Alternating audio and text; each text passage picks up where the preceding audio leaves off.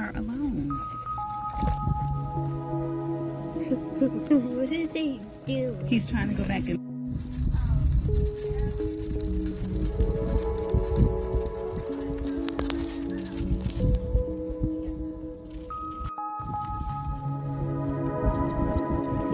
He learned how to stand up. Where's his tail? Where's his tail? Do you see it? No. It's real little, right back there. I see. You see it? Is it long or short? Short. Short. Good job. Does he have long nails or short nails? Short. You think so? Look at his nails. Do you hear them scratching? Then they're probably pretty long, right? Does he have a long nose? Look at his nose. Relax. Yeah. Thank you. You're helping me.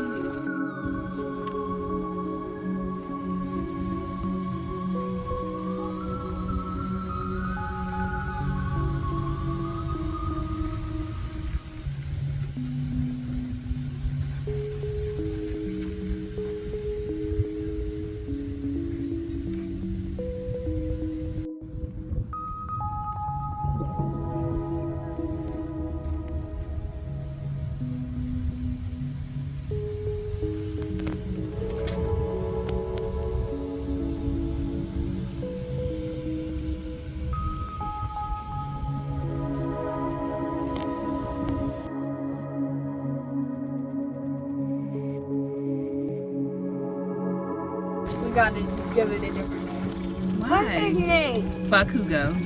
Absolutely. Deku.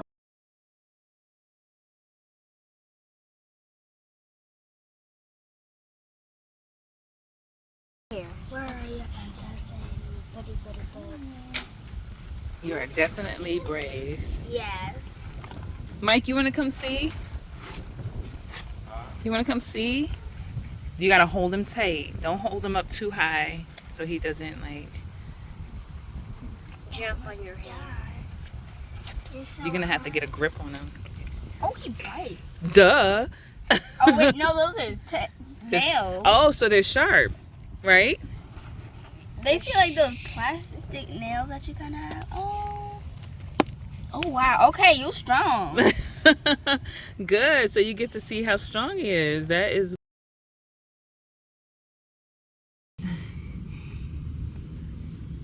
I want you to eat that one. Eat that one.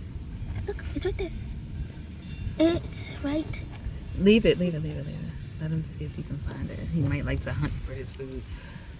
Oh my god. Yep, he got it. The worm is running away. He might have been hungry all this time.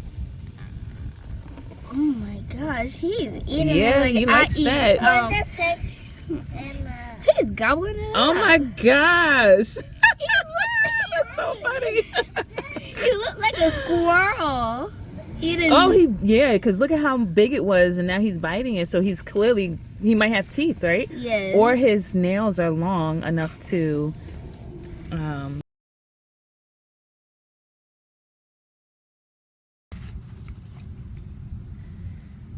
he got it. Good job. It's like, Hi guys, I'm Janine Savage of the Savage Academy. I am the teacher, and I just wanted to come on here and discuss this mole situation and how life schooling is often the best schooling opportunities, and it's the best opportunity if you have multiple children for a together schooling. Last year we did mole science because we had a mole in our yard right over here.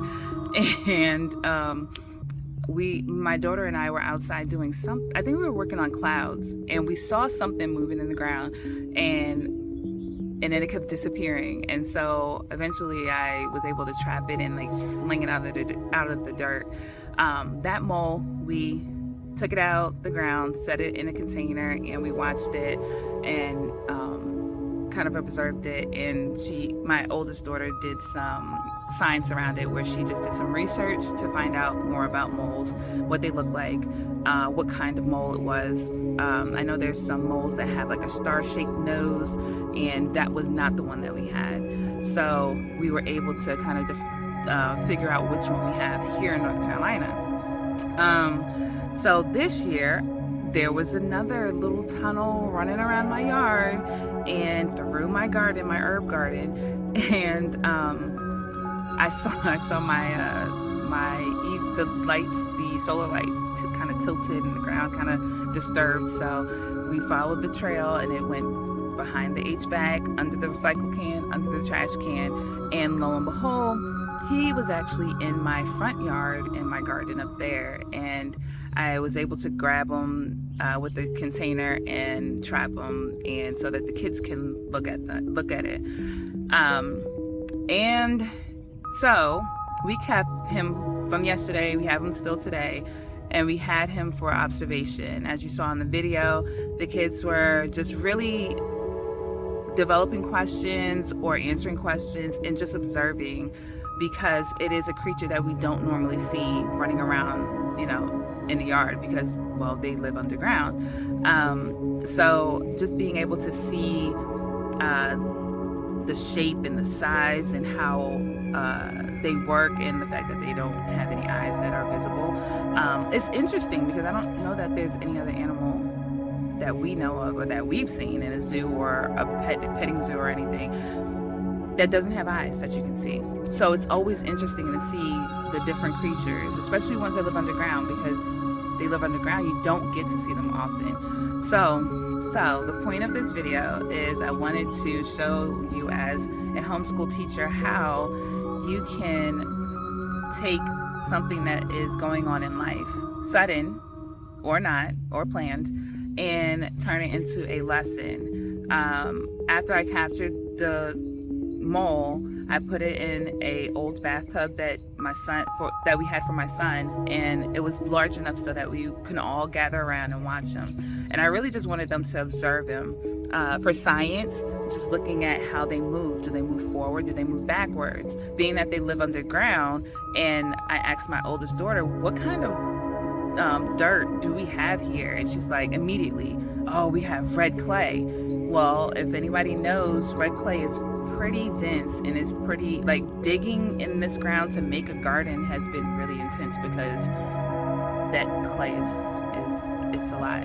So the fact that this little guy can dig a tunnel probably 3 to 6 inches deep in the ground, he has to have power.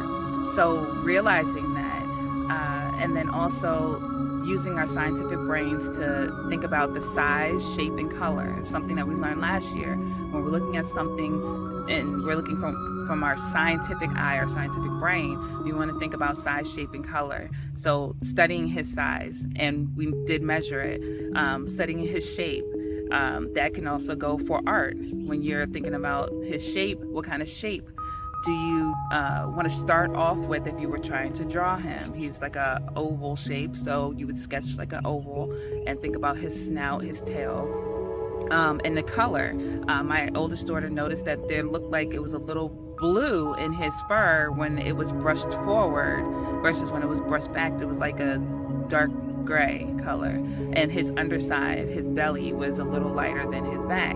Noticing those finer details, we're really trying to work on details with her this year. So for ELA, I had her write down a list of descriptive notes that she was taking in regards to the mole. So you heard me asking some questions to my little ones, and then what they were saying was kind of helping her write down her notes for describing the mole as well. And then for math, if we wanted to, we could dig up one of the areas that he was traveling in and have her measure it. And let's keep going. He came here, so come to the wheel. And what is that? 224 pages. Can you come over here? And actually step off of the downspout.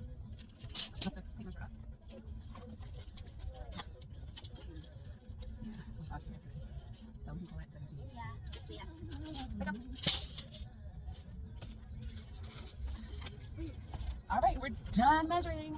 I'm gonna find some in here. Can I actually get your trash off the floor? and maybe measure the entire trail that because it's pretty long. I could have her measure the entire trail. Also for ELA, for that the descriptive notes that she wrote, she can turn that into an essay and describing the mole, or describing the mole and her experience this year versus last year, what she noticed this year versus last year, because we do have video from last year as well. And then just as a whole, like the art project, again, which mediums do you want to use, being that we see different shades of colors in the fur and on its hands and feet and its nails and snout and tail. What colors would you want to pick out to use for those body parts? Really looking closely at detail, adjectives to describe. So anything you find out in the world, you really truly could turn into a lesson. For my little ones, it was funny because my youngest daughter was scared when my son was sticking his hand in the tub while the thing was running around. And that was, my husband pointed out, was compassion. Like she was, Jay, stop, like telling him to stop. And she did tell me and verbalize that she just didn't want him to get hurt. So that's kind of, again, pointing out the compassion. Mindfulness, just being, showing them appreciation for the animal. We're not going to kill the animal. We're not going to abuse the animal. We're going to feed the animal. We're going to build a habitat that would be similar to what it originally was coming from. So having it in a container with a mound of dirt so that it could burrow under, because that's something that we noticed. Where does he live? And then also just expressing, gratitude. Like, we're grateful that this came to us and that we were so aware that we were able to capture it and study him, and then we will release him. Like last year we released it on a trail that's pretty far from our house, so I'm hoping this is not the same little guy. So anyways, I just wanted to give you some ideas about how you could turn any opportunity, life schooling opportunity, into a homeschool opportunity. Thank you for watching. I hope you enjoyed. Make sure you like and subscribe. Until next time.